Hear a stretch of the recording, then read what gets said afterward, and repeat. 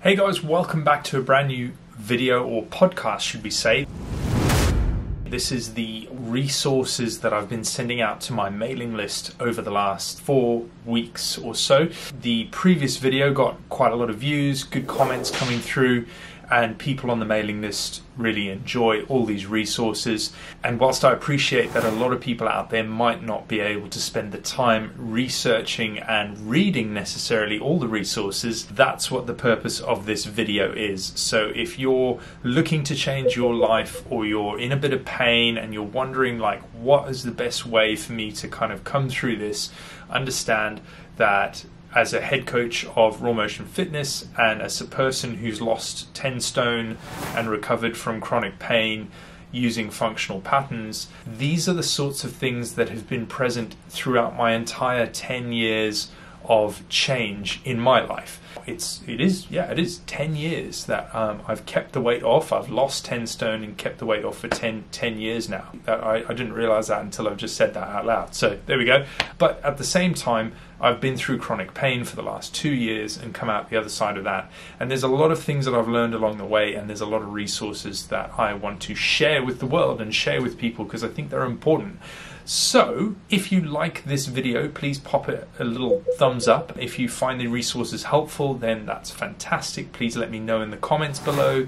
If you're new to the channel, then check out all the other videos that I've made before about my journey and my story, and come back to this one if you want to, or just watch this, finish it, go and watch the other ones. Also, if you're not on the mailing list and you want to be on the mailing list, hit that link in the description below and you'll be on the mailing list and you'll get these resources every single week. Let's cut to the chase. So in week 6 of the year, which was a few weeks ago, I sent out my latest food diary update. So this is something I help people with, like I send it out to people every now and then just to kind of give them a guide. I've updated it and tweaked it several times, and actually based on some new research that I've been doing, it's probably going to change a little bit more.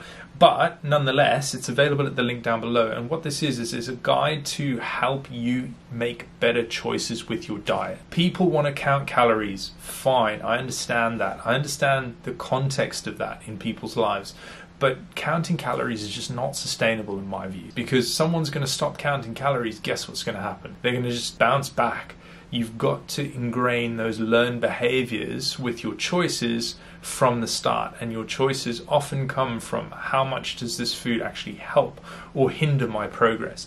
So the food chart will cover I'll put it up on screen, it covers quite a detailed outline of green foods, amber foods and red foods, things to help you avoid based on the glycemic index and glycemic load. This is very basic. This is not even going into consideration of hormonal testing and what needs to happen there, which we'll cover in just a little bit. But just on a basic level, like, these are the things that I changed in my diet to help me start my journey of losing weight and feeling amazing. So that's quite a great resource. I get a lot of downloads on that when I send it out on my mailing list. And the second resource that I sent out in week 6 was a video by Chek. Now, Chek is like my dude. Like, he's a holistic lifestyle guru. I've always found his coaching and his vlogs on his YouTube channel really informative. Sometimes they're a bit woo-woo and a bit out there, but that's the kind of thing I like. So hopefully it vibes with you. So you can see right off the bat that just one input can change the balance of the autonomic nervous system and change your breathing, which then regulates endocrine function, which has an effect on your limbic emotional system, which determines whether or not you can effectively recover from the stress of your day, your workout, etc. He's made quite a detailed overview of how your gut works and how your gut responds to foods and stress. And it was really interesting, actually, in another video he did, he talked about the level of inflammation in your stomach in relation to your tissue and how your tissues respond. So in other words, if you're feeling quite a lot of tenderness and pain in muscles, a lot of that can come down to your inflammation in your stomach. That was a separate video that he did. So have a look at that video about the gut, and then go and have a look at all his other videos. Functional patterns talk about this a lot, about the inflammation effect and the inflammatory effects of your stomach and your food in your muscles and your tissue. And if you think about it, it makes perfect sense. Not many people think about it like that. Okay, so that's a really good video to watch. It's about 20 minutes long, so sit back with a drink or whatever and just listen in. I was going to say sit back with a burger and chips and listen to gut health. No, I'm joking. Anyway, week 7 we saw a resource that I sent out from a chap called Ross Tompkins. Ross has founded a company called Alphagenics, and Alphagenics help men manage their testosterone better. And essentially the article covers Ross's journey into having testosterone issues. Now, Ross worked with me as a client for a while, saw some great results with his diet and his habits, and went on his own journey through sort of low testosterone and finding out that he had low testosterone. And if you read that article, it just kind of covers like all the key points that really happened in his life around that time, and it could have easily been missed if he hadn't gone and done a bit more looking and research into it. Low moods, low energy levels, things like that. And I'm actually partnered with Ross in helping men become healthier. So Ross, big shout out to you if you're watching this. Thank you so much for being able to share your story, firstly, and secondly, thank you for giving me the opportunity to help more people. I think that's really powerful.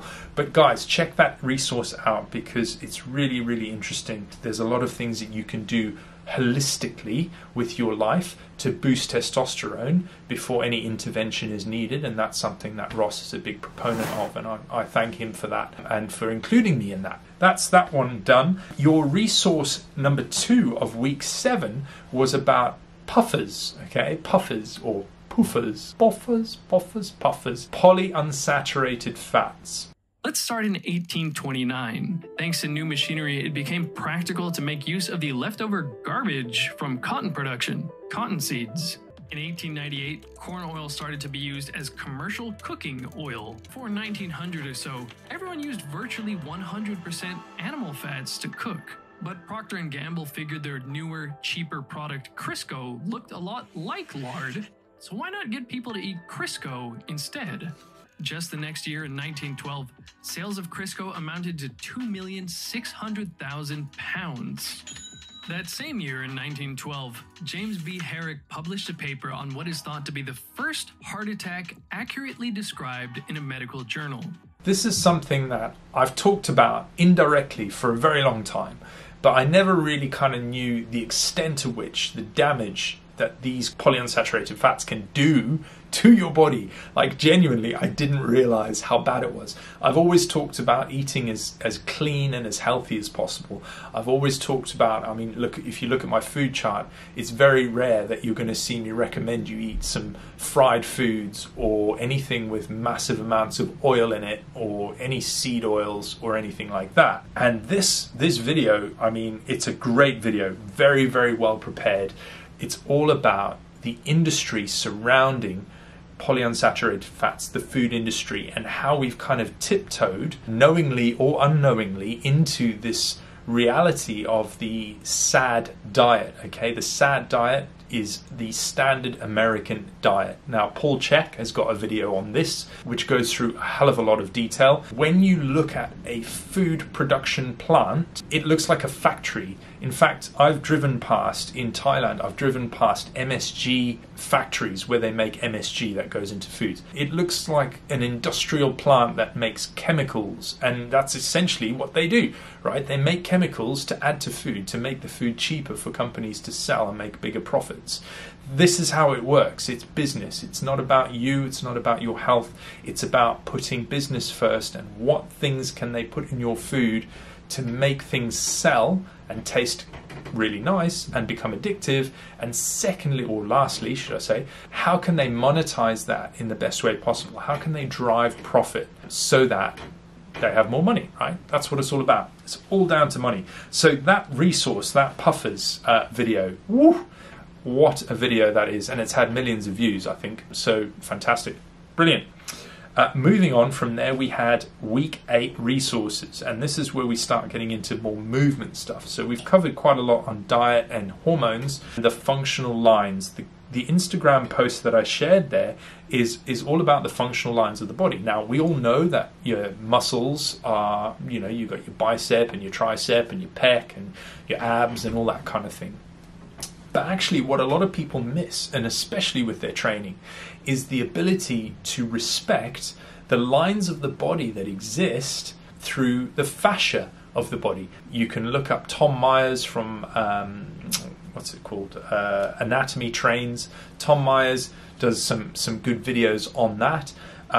But understand that your body is an integrated web of muscle, of tissue, of electricity, of neurons, of all sorts of crazy things happen inside this body. And when you look at someone sprinting, let's say like Usain Bolt, or if you look at someone who's a top athlete, what you'll often find is that they tend to use their body very differently to the average human being, which is why they do what they do. But what you notice is there's a reciprocation of these lines across their body. And if you check that Instagram post out, you'll know what I mean.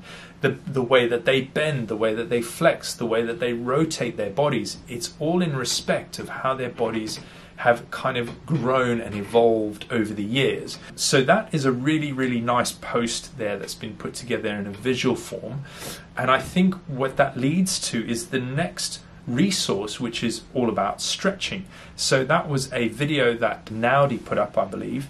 Hey, what's up, everybody? We've had a few people asking questions regarding why we feel that yoga and stretching aren't necessarily the best forms of training for the body, the best forms of conditioning for the body. So I wanted to make this live feed just to communicate some of the problems that I have with stretching. The main one that I have is that stretching itself, the way that people do it, doesn't really, like, specificity matters. Like, most of the time people think that if you just stretch a muscle on your body, that automatically the body will self-correct and find better alignment. Like if you stretch your hamstrings, or if you... And yeah, stretching, wow. I mean, this is a rabbit hole that can cause a lot of arguments on the internet. So I'm going to try and keep this one relatively simple. I stretched a hell of a lot to help my pelvis, and it did nothing. It alleviated some of the pain and some of the symptoms for a few hours, maybe minutes at a time, and then I would always end up back where I started. And I used to train people how to stretch. I used to do like stretching classes and mobility classes. In fact, I followed Kelly Sturratt's book, Deskbound, with all his myofascia release work before I even started reading Naudi's book, which was The Power of Posture. So I understand that from an athletic perspective, we need to be taking care of our bodies. I'm a case in point. I didn't take care of my body properly, and in some respects, I overstretched areas of my tissue.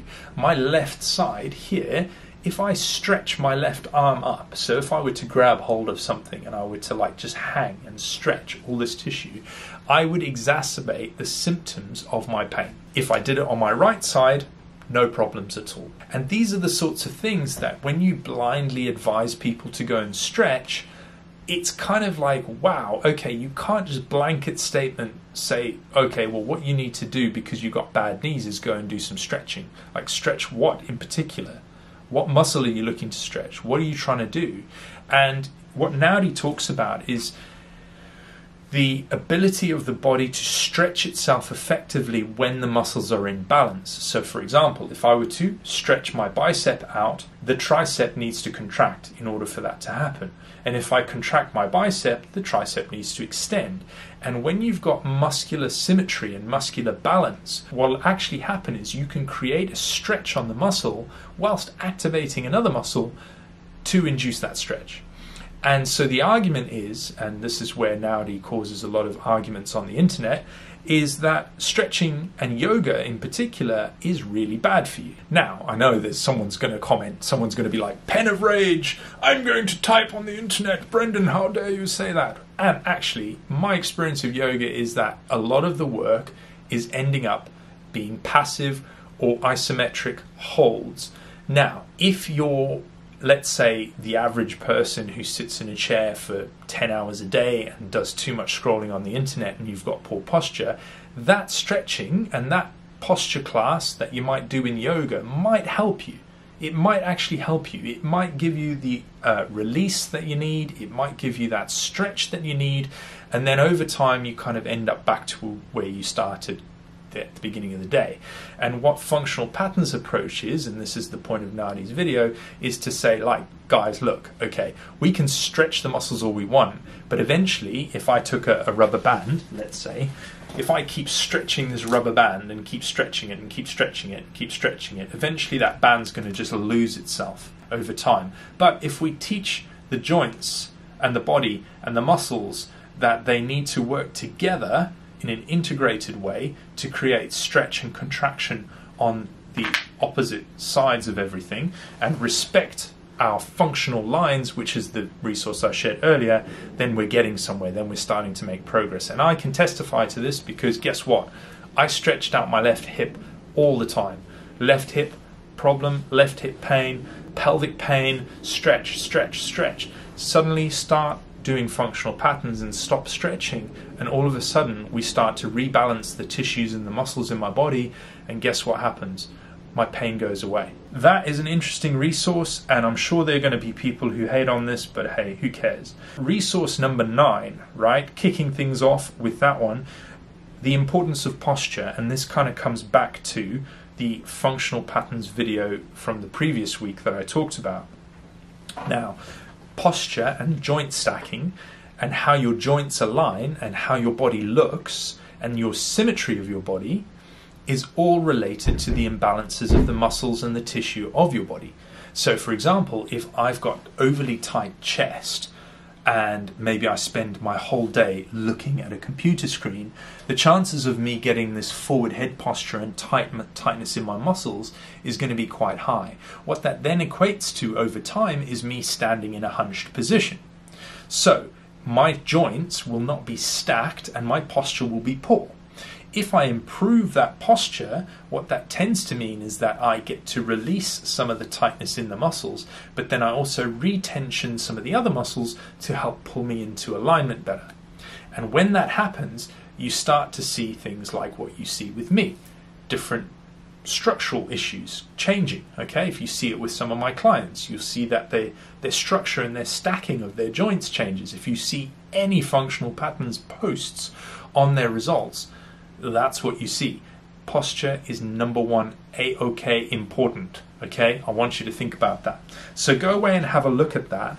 The YouTube video actually takes you through the chap who worked with Naudi one-to-one, who had like chronic pain and was just in bits, couldn't even walk properly, and now he can sprint on a treadmill. So that was an incredible video, and you know I know I'm going all in on the functional pattern stuff, but hey, that's mostly why people are at this channel, to be fair. So hey ho. Lastly, and this is the big one, this is the kicker, alcohol. The resource that I shared is a DrinkAware UK's website. I think it's drinkaware.co.uk or something.